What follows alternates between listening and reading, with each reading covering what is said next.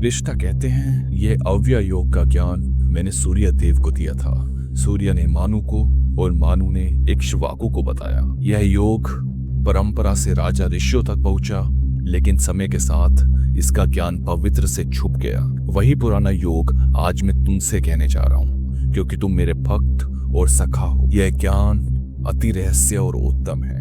अर्जुन कहते हैं आपका जन्म अभी हुआ और सूर्य देव को तो पहले हुआ, तो आपने उन्हें ज्ञान कैसे दिया?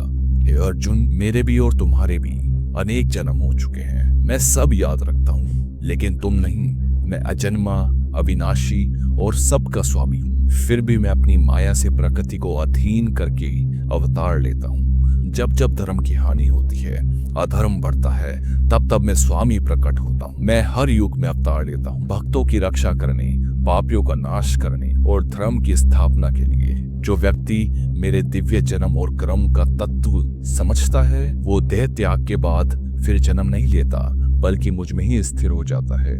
जो लोग रागा यानी आसक्ति, भय और क्रोध से मुक्त होकर मेरे में लीन होते हैं और जन्ना तप से शुद्ध होते हैं, वो मेरी दिव्य गति को प्राप्त होते हैं। जो जैसा मुझे बचता है, मैं उसी भाव से उससे मिलता हूँ। हे अर्जुन, सभी लोग मेरे ही रास्ते पे चल रहे हैं, चाहे जाने या न जाने।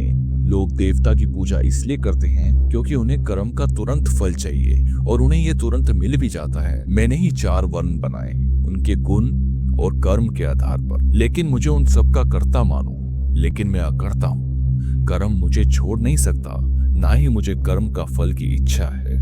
जो व्यक्ति मुझे ऐसे समझता है, उसका भी कर्म से बंधन टूट जाता है। पुराने योगी और मुक्ति की इच्छा रखने वाले भी इस जन्म से कर्म करते थे।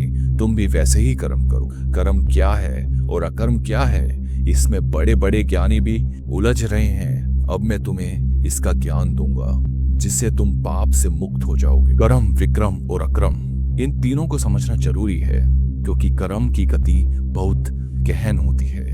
जो कर्म में अक्रम और अक्रम में कर्म देखता है, वही बुद्धिमानी है, वही योगी है, जो सब कुछ सही रूप से करता है, जिसका सब कर्म फल की इच्छाओं से मुक्त है और जनाना अग्नि में जल गया है, उसे ही पंडित कहते हैं। जो व्यक्ति फल की आसक्ति छोड़ देता है, हमेशा संतुष्ट रहता है और आश्चर्य से मुक्त होता है, वो कर्म करते हुए भी करता हुआ नहीं होता। जो व्यक्ति इच्छाओं से मुक्त है, जिसका मन और इंद्रियां संयमित है और जो सिर्फ शारीरिक आवश्यकता के लिए कर्म करता है, उसका कर्म पाप नहीं बनता। जो व्यक्ति जैसा भी मिल जाए उसमें संतुष्ट रहता है, दुख सुख से परे है और जो सफलता असफलता में समान रहता है, उसका कर्म कभी बंधन नहीं बनता। जो व्यक्ति आसक्ति से मुक्त है, जिसका मन ज्ञान में स्थित है और जो हर कर्म को यज्ञ के रूप में देखता है, उसके सब कर्म विलीन हो जाते हैं।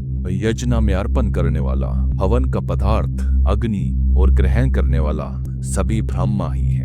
जो इस भाव से कर्म करता है, वो ब्रह्मा को ही प्राप्त करता है। कुछ योगी अपनी इंद्रियों को संयम अग्नि में अर्पण करते हैं और कुछ विषयों को इंद्रियों अग्नि में ही यज्ञ रूप से अर्पण करते हैं। कुछ लोग सभी इंद्रिया कर्म और प्राण क्रिया को अपने आत्म संयम और ज्ञान की अग्नि में अर्पण करते हैं। कुछ लोग धन का दान करते हैं, कुछ तप करते हैं, कुछ योग का अभ्यास करते हैं और कुछ लोग अध्याय और ज्ञान का यज्ञ करते हैं। कुछ योगी प्राण को अपान में और अपान को प्राण में अर्पण करते हैं। वो प्राण अपान की गतियों को रोककर प्राणायाम का यज्ञ करते हैं।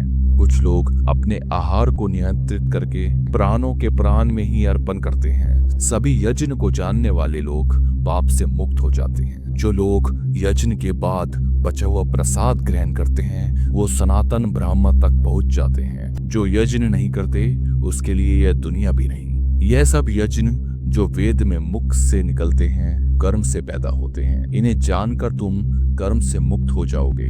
हे अर्जुन, द्रव्य से किया गया यज्ञ से बड़ा है ज्ञान यज्ञ, क्योंकि सभी कर्मों का अंत ज्ञान में होता है। तुम ज्ञान पाने के लिए गुरु के पास जाओ, विनम्रता से प्रार्थना करके, सेवा करके। जो तत्वदर्शी है, वो तुम्हें ये ज्ञान देगा। हे अर्जुन, जब तुम ये ज्ञान पा लोगे, तब कभी भी फिर मोह में नहीं पड़ोगे। तब तुम सभी जीवों को अपने आत्मा में और मुझ में देख पाओगे। अगर तुम सबसे बड़े पापी भी हो तो भी ज्ञान की नाव तुम्हें पापों से पार कर देगी। जैसे अग्नि लकड़ी को भस्म कर देती है, वैसे ही ज्ञान की अग्नि सब पापों को भस्म कर देती है। इस संसार में ज्ञान से बड़ा और पवित्र कुछ भी नहीं है, और योगी उसे समय के साथ अपने अंदर प्राप्त करता है। जो श्रद्धा से भरा होता है, जिसका मन लगा हुआ होता है और जिसकी इंद्रियां पर संयम है, वही ज्ञान प्राप्त करता है और उससे परम शांति मिलती है। जो अज्ञानी है, श्रद्धा से रहित है और संदेह से भरा है, वो विनाश को प्राप्त होता है। न ये दुनिया उसके लिए सुख में होती है, न अगला लोक। हे धनंजय अर्जुन, जो व्यक्ति योग द्वारा अपने कर्म त्याग चुका है, जिसका संदेह ज्ञान से चीन हो चुका है और जो स्वयं में स्थित है, उसका कोई कर्म बंधन नहीं देता। इसलिए तुम्हारा हृदय में जो अज्ञान से पैदा हुआ संदेह है, उसे अपने ज्ञान की तलवार से काट दो और योग में स्थिर होकर खड़े हो जाओ अर्जुन।